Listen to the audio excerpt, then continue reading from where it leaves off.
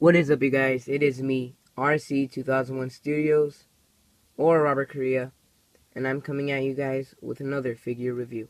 So the figure I will be reviewing for you guys today is the Bandai G15 Toho Kaiju series, Godzilla 1954. So yeah, I got this figure off of eBay for $15. I think that's a pretty good deal. I don't know, because this figure is not rare or anything. He's actually a pretty common figure.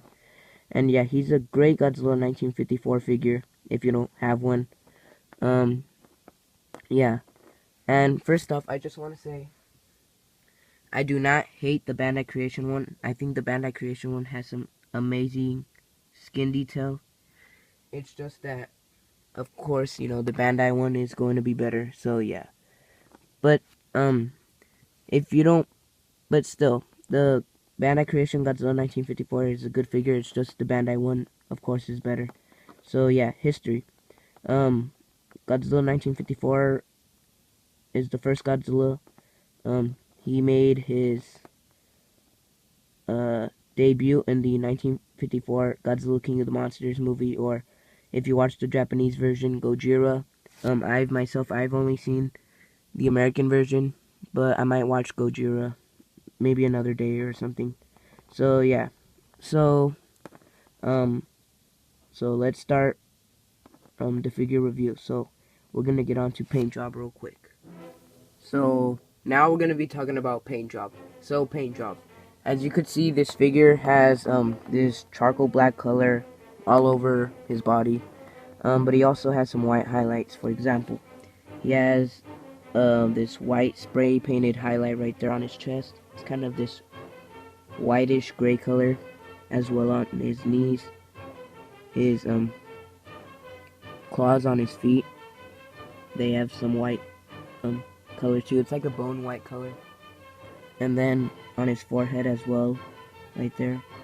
Again, another white spray painted highlight. His claws, or the nails. And yeah, overall he's just this kind of charcoal black color. Dorsal fins, they do have, it's kind of like this grayish white color, as you could see. So yeah, overall this figure just has charcoal black and white highlights. So yeah, that's paint job. So now we're gonna be talking about articulation. So articulation on this figure, he has 5 points. So that means so the arms, they move 360, as well as the other arm. So both arms move 360, you guys. And this is a soft vinyl figure, so he is kind of squishy, as you can see. Look, squish, squish. Okay, so the legs, they move 360 as well. Kind of, well, if you put the arms up like this, it's more easier to move the legs. And the tail moves 360 as well. So yeah, there is no head articulation, but that just makes for better detailing. So yeah, that's articulation. So he has 1, 2, 3, 4, 5. So 5 points of articulation.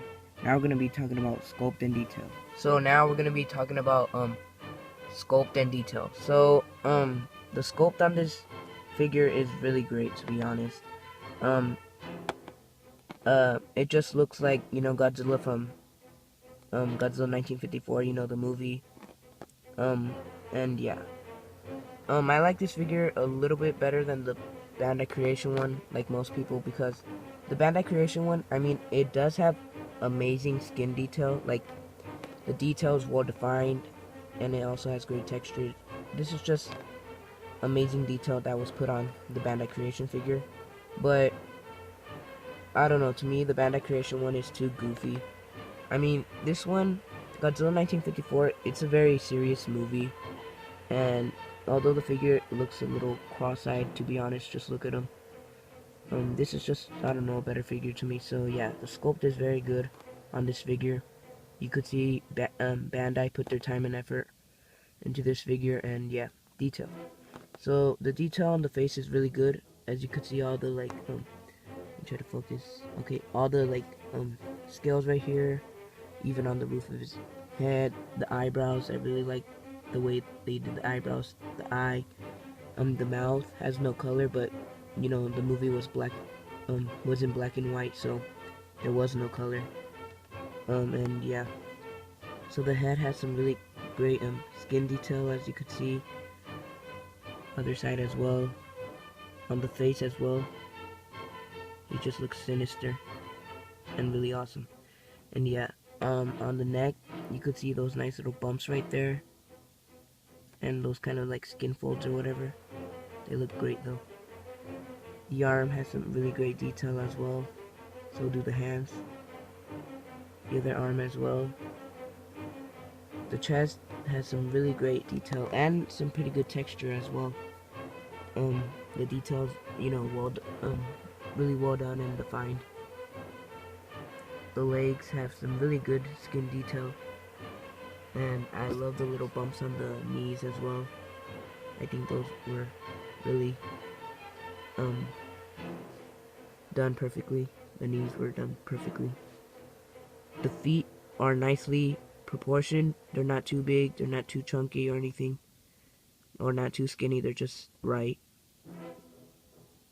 and they're nicely sculpted as well.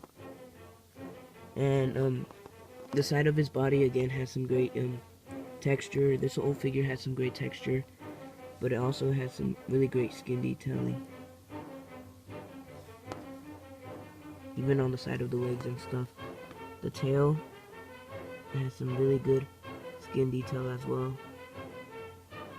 On the bottom of the tail is actually really smooth, but I kind of like that texture. I think it works. The dorsal fins, I'll just have you guys take a look at from the tip of the tail all the way to the top. The dorsal fins are really well done as well. They're nicely proportioned, just like what I said before, and they have really great detailing as well. As you could see on each dorsal fin, there's like these little like bumps or whatever, but those look really well done. Yeah. So overall, this figure has some really great detail.